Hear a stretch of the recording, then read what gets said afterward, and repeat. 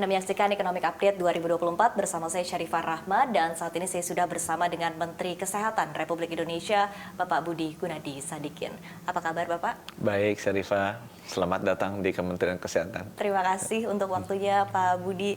Pak Budi, kita ketahui ya setelah pandemi COVID-19 ini kita semakin disadarkan bahwa sistem kesehatan yang terintegrasi, yang baik ini sangat dibutuhkan oleh sebuah negara untuk ketahanan negara tentunya ya. Nah kemudian di satu sisi ketika kita melihat evaluasinya, utamanya setelah pasca pandemi COVID-19, seperti apa Anda mengevaluasi sistem kesehatan di tanah air? Semua negara di dunia sesudah COVID-19 sadar bahwa mereka harus meningkatkan kapasitas dan kualitas dari sistem kesehatan mereka, termasuk juga di Indonesia.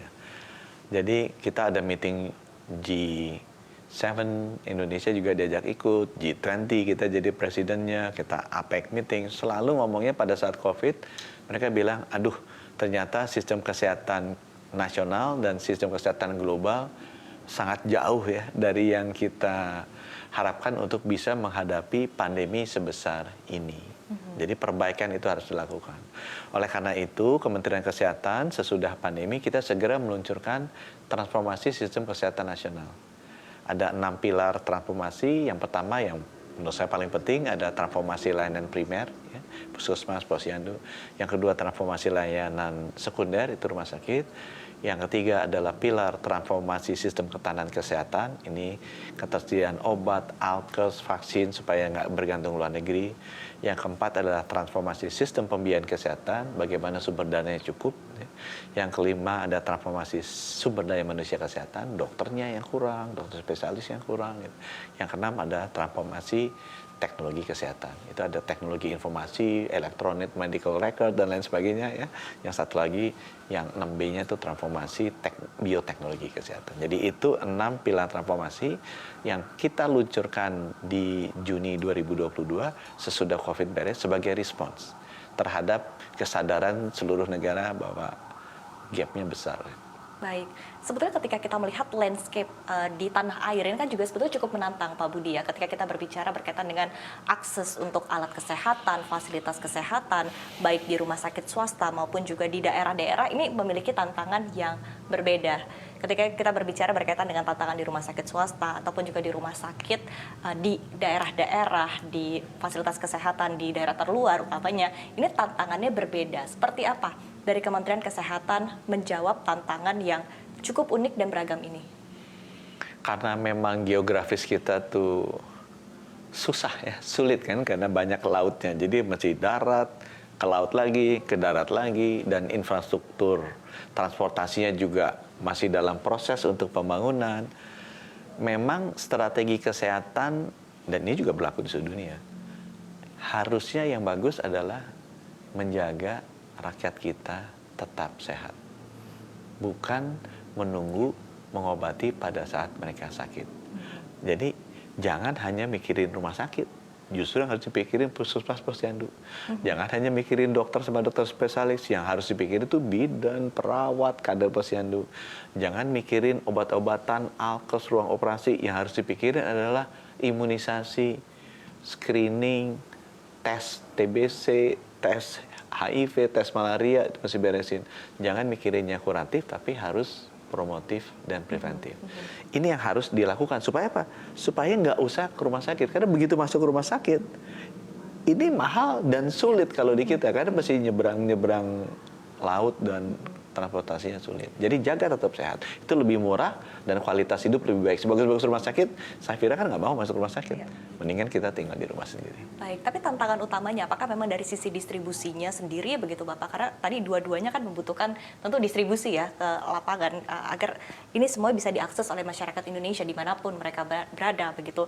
Dan di satu sisi juga ketika kita melihat mungkin dari sisi selain dari akses, tapi dari ketersediaan, dari harga, ini juga menjadi concern begitu. Apalagi inflasi di sektor kesehatan juga banyak yang menyebutkan cukup tinggi sebetulnya Pak Budi.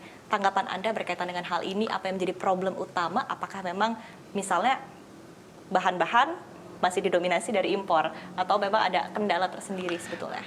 Ya intinya kalau kita bisa menjaga orang kita sehat, dia nggak usah travel ke rumah sakit kan, itu satu ya. Tapi let's say kejadian oke lah udah kepalang sakit. Nah, kalau bisa idealnya kan orang yang di Bangka ya ke rumah sakit di Bangka dong. Nggak usah dirujuk ke Palembang, karena susah kan begitu dirujuk kan. Mahal, keluarganya masih gimana, dia nggak ada yang kenal, apalagi dirujuk sampai ke Jakarta. Jadi strategi yang kedua adalah, kalau bisa namanya rumah sakit, fasilitas kesehatan, itu didorong di level kabupaten kota. Jangan ditaruhnya di provinsi atau ibu kota. Didorong ke 514 kabupaten kota di Jawa, Kalimantan, Sulawesi, jangan semuanya di Jawa aja. Nah, ini ternyata rumah sakitnya sarana prasarana ada, sarana deh udah ada, udah lengkap, seluruh kabupaten kota udah punya. Prasarananya, rumah fisiknya, alatnya kurang. Ya. Nah alatnya udah kita adakan sekarang nih, 2024, 2025, 26, 27, semua alat-alat canggih akan masuk. Oke.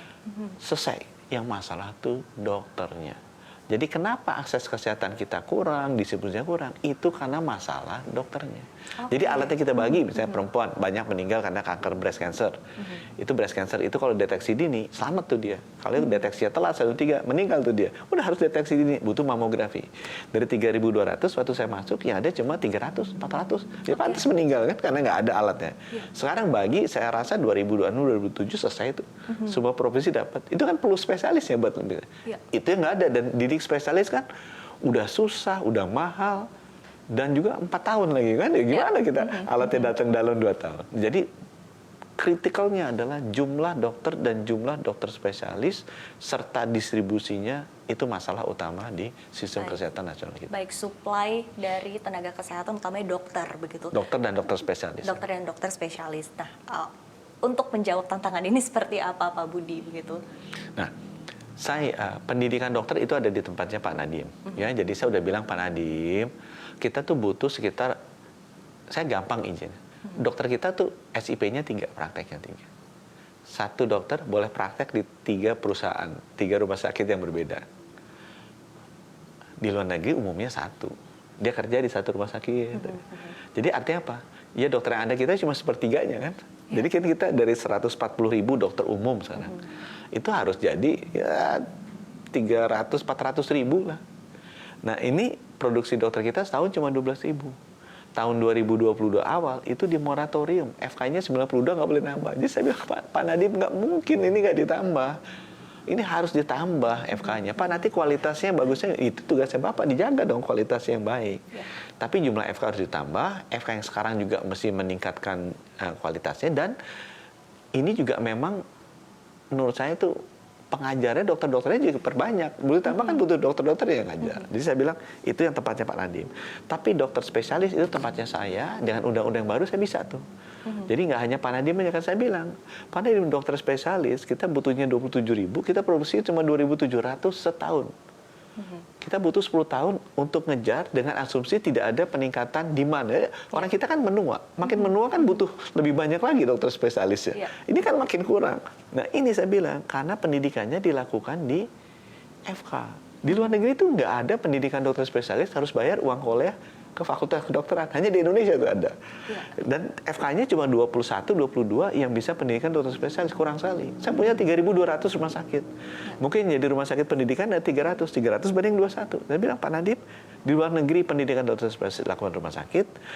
Saya punya rumah sakit 10 kali lebih banyak dari FK yang melakukan spesialis. Ya udah, kita lakukan sesuai global best practices saja. Pendidikan spesialis itu di rumah sakit itu dengan undang-undang yang baru. Peraturan pemerintah juga sudah keluar. Kita tahun ini akan mulai pendidikan dokter spesialis di rumah sakit. Dan kita akan lakukan itu di seluruh rumah sakit di seluruh Indonesia. Supaya tidak terjadi konsentrasi hanya di fakultas kedokteran yang ada di Jawa saja. Oke, baik. Tapi untuk proses mungkin magang dan lain sebagainya, kita ketahui juga banyak tahapan yang harus dilakukan oleh seorang dokter, begitu ya Bapak, dari lulus kuliah, kemudian juga harus ada magang dan lain sebagainya, begitu. Dengan kebutuhan ataupun juga urgensi dokter yang semakin meningkat, apakah mungkin ada tahapan-tahapan yang akan dipersingkat begitu untuk menjadi seorang dokter dan dokter spesialis? Sebenarnya kalau saya lihat, kita kan selalu semuanya tuh lihat global best practices-nya seperti apa. Misalnya, Pak, kita ingin melahirkan bayi 9 bulan. Pak, saya mau dong dipercepat supaya 5 bulan lahir bayinya, kan nggak mungkin gitu. Kalau Iya. kita ingin supaya bayinya sehat gitu ya, Iya. terus 9 bulan lahir. Ada proses yang Ada harus prosesnya dilalui. kan. Jadi dokter dan dokter spesialis juga begitu. Kalau saya bilang nanti jadi dokternya kualitasnya nggak bagus, saya lebih baik ya diperbanyak tempatnya.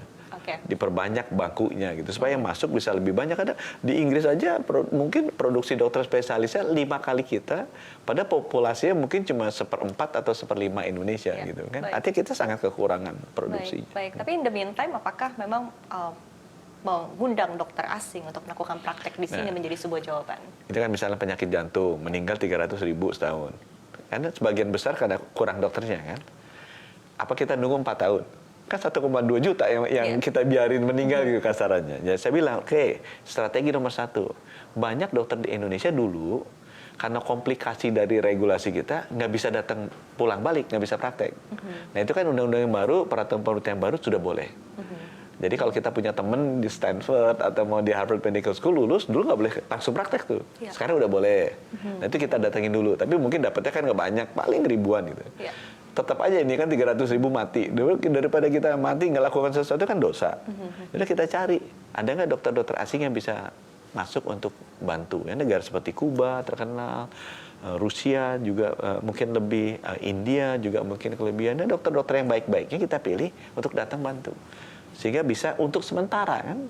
Yang penting kan jangan sampai jutaan orang ini mati kan. Jutaan ini harus kita rawat cepat. Nanti kan gradually sambil kita produksi dokter spesialis lebih banyak, mereka bisa kembali pulang. Oke, baik. Kembali tadi ke berkaitan dengan tantangan dan juga kendala yang dihadapi begitu ya di sektor kesehatan. Tadi kita sudah berbicara berkaitan dengan suplai dokter yang sangat terbatas sementara demand-nya luar biasa begitu.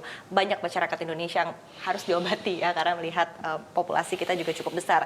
Nah, tapi balik lagi tadi ke permasalahan inflasi di sektor kesehatan. Langkah-langkah yang dilakukan oleh Kementerian Kesehatan untuk menangani ataupun juga mungkin mengurangi inflasi di sektor kesehatan yang lebih tinggi ketika Di seluruh dunia tuh nasional inflasi seperti apa? kesehatan lebih tinggi daripada pertumbuhan GDP. Jadi itu sama aja dengan kita bilang istri di rumah minta belanja setiap tahun naik 10%, pada gaji suami cuma naik 5%. Itu kan nggak Iya. sustain. Itu di seluruh dunia begitu. Kecuali di India yang saya lihat datanya dalam 20 tahun terakhir. Jadi memang inflasi biaya-biaya kesehatan itu harus ditekan supaya pertumbuhannya logis gitu, ya sesuai dengan kekuatan ekonomi kita. Nah, yang bagus adalah sekarang kita punya BPJS. BPJS itu ngontrol supaya inflasi dari kesehatan nggak dicas semena-mena kan. BPJS kita udah pegang rumah sakit kerja sama banyak banget, jumlah pesertanya juga udah banyak banget. Jadi kalau mereka datang ke rumah sakit, harganya nanti dikontrol oleh BPJS. Itu adalah salah satu mekanisme yang saya rasa Indonesia memiliki yang terbaik lah di dunia karena pesertanya banyak sekali.